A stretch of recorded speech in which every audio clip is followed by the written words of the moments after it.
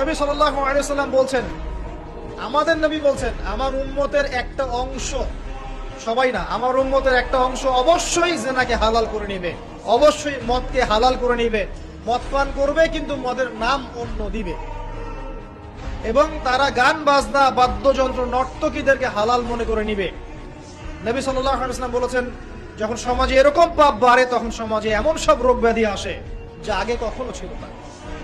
এবং এদের ব্যাপারে নবীজি বলেছেন, একদিন সকালবেলা আল্লাহ পাক এদেরকে বানর এবং শুয়োর বানিয়ে দেবেন।